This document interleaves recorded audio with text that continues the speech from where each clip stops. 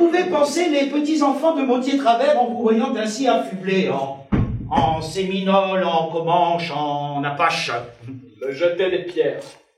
Et que peuvent penser vos propres amis quand vous vous répandez en insultes et en horreurs contre les théâtres, les sciences ou les arts?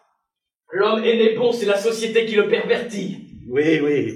J'ai bien lu votre dernier attentat contre le genre humain.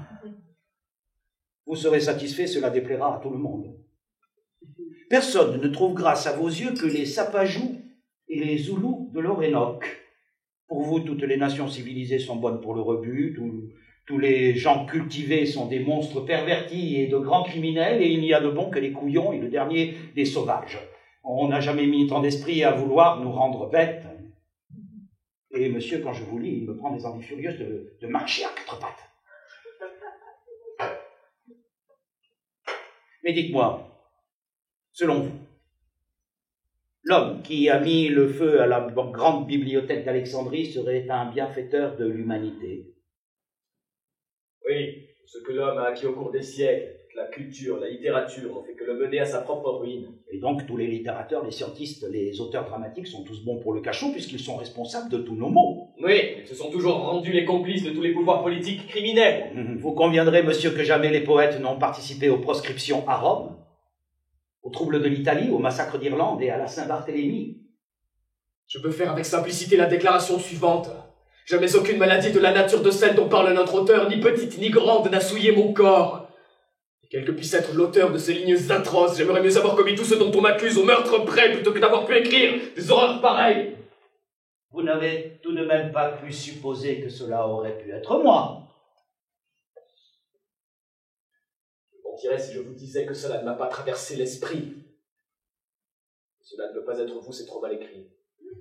Il y a des fautes de français que vous n'auriez jamais faites. Tenez, ici, 1500 sans S, non. C'est une faute typiquement genevoise, c'est bien Jacob Verne, c'est sûr. Évidemment, il y aurait bien une autre hypothèse, c'est que quelqu'un ait pris le style de Verne pour faire croire qu'il s'agirait de lui. Ce serait alors une sorte de... à la manière de... un pastiche. Voilà. Mais dites-moi, rassurez-moi, est-il exact que vous ayez demandé à vous faire enfermer vous-même? C'est exact, je viens de demander à ces petits messieurs du petit conseil de Berne de bien vouloir m'accorder la faveur de passer le reste de mes jours dans la prison qu'il leur plaira de me prêter. Je n'ai jamais rien entendu de pareil. C'était de l'humour. Ah, de l'humour. Excusez-moi, je vous croyais fort peu capable d'humour, qui est une qualité britannique, mais fort peu genevoise. Mais peut-être n'êtes-vous plus du tout suisse, vous-même. Quelle est au juste votre nationalité présentement? On s'y perd un peu. Prussien. J'ai abdiqué la citoyenneté de Genève, Montier-Travers est à Neuchâtel, et Neuchâtel appartient au roi de Prusse. Prussien. Après tout, cela ne vous va pas si mal. Il y a en vous une certaine rigidité naturelle. J'ai décidé de faire imprimer le pamphlet à 2000 exemplaires. Vous voulez faire imprimer à vos frais un torchon qui vous traîne dans la boue. Non, c'est pas sérieux. C'est pour faire honte au misérable qu'il a écrit. J'ai appris que certains de vos amis formaient le projet de vous élever une statue de votre vivant par le sculpteur Pigalle et que l'on avait ouvert à cet effet une souscription. Oui, j'en ai très vaguement entendu parler. Bien, je vous prie d'accepter ma modeste contribution. De ces 2 louis. Non, c'est absolument impossible. Reprenez votre argent. Pourquoi? C'est bien une souscription publique.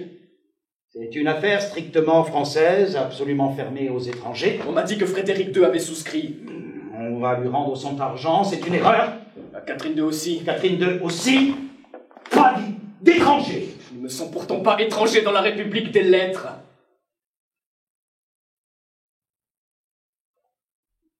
Certains de mes amis me pressent de croire que c'est bien vous, l'auteur du pamphlet anonyme. Mais moi je suis bien certain que ce n'est pas vous. Tout simplement parce que je ne vous en crois pas capable.